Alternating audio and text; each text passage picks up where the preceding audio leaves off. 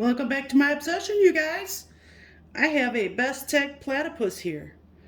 I wanted to just go over a couple things with you guys real quick. I love it. That's all I have to say. Okay, bye. No, just kidding.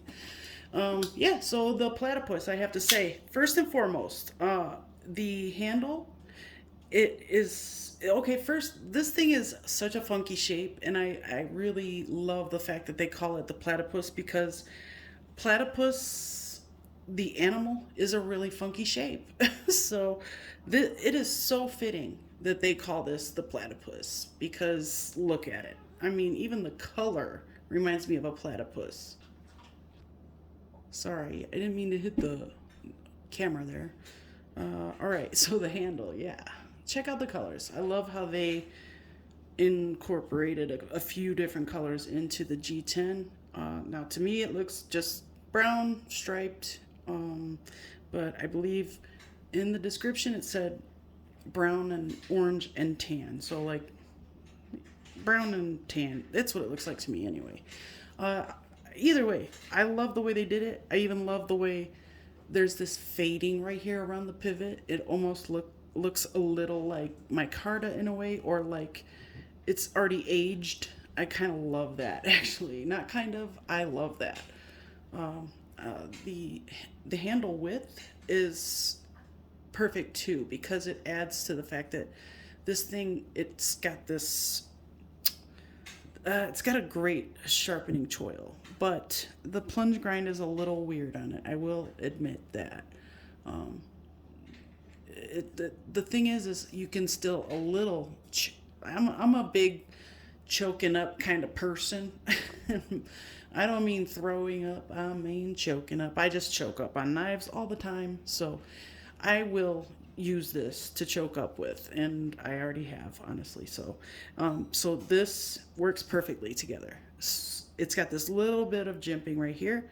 It's not sharp or anything like that. It's very nicely spaced, and it's very nicely chamfered. So it's got this hole. It's strictly decorative in my case because I cannot spidey flick this thing to save my life. So there's no spidey flicking here. As you can see, it's a little too close, and the detent is really, really good. It's perfect for a flipper knife. Let's just say. Looks like. I mean, well, it looks like it has a stainless detent, but I'm not 100% positive about that. I have not taken it apart yet, so I'm just gonna hold off on that. But it's got this awesome Warncliffe blade. It's got a swedge right here.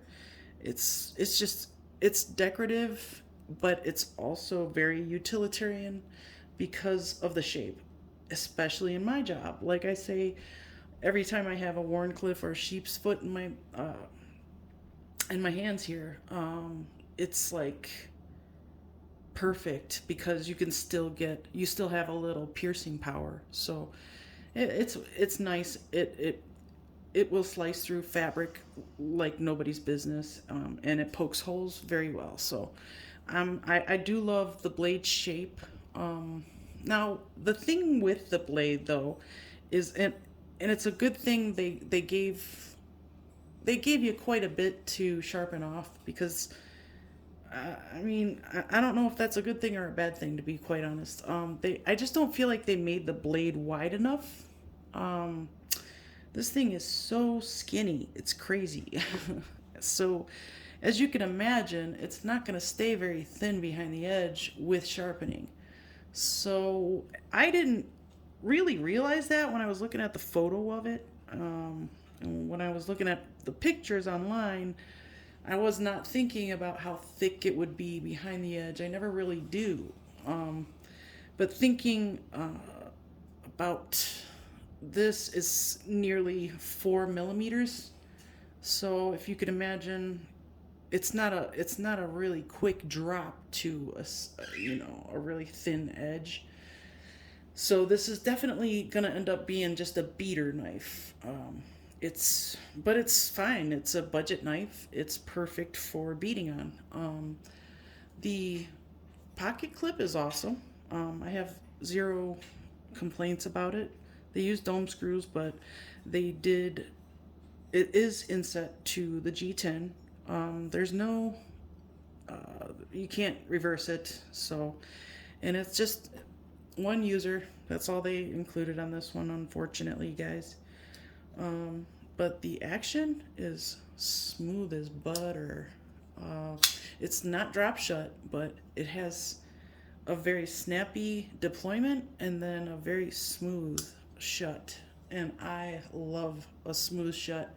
I don't necessarily always have to have a drop shut action. I love to mix it up with my knives, and I love the fact that it's just so smooth. I love Bestech because of that. They are so good. They have mastered the art of not dropping shut the blade. Not dropping the blade shut is how I should phrase that. I love the look of it. It's got an awkwardness to it that I just love so much. I actually even like this weird lanyard hole. It's a good size, but it fits. I don't know how, but it does. It goes along with the lines of the knife. It's a very cohesive look. I know this is kind of an acquired taste, and I know there's going to be a lot of people out there that don't like it. I just like weird things, and this happens to be on my list of weird things to like. And I do carry this quite often. I've been carrying 3 knives, and I've been changing knives on my lunch break just so I can get more use in with a lot of other knives that I have to review still. So I've been doing a knife change every day on my lunch break, so that I can get some use in. But I love it. It keeps me from getting bored anyway, not like I would. But it does have flow-through construction, mostly. It has a very small backspacer, and I believe they just put that in there for the lanyard lovers. So, but it's got a pretty decent choil. Unfortunately, a very skinny blade, but it's going to be a great beater. And this thing, I find that Bestech makes excellent D2. I think their heat treat must be pretty amazing because their knives are really sharp. They stay sharp for a long time, and they strap up really well. It is hard to sharpen their D2, I find, as well. Another one that I find that is hard to sharpen their D2 is Kubi. Kubi makes an amazing D2.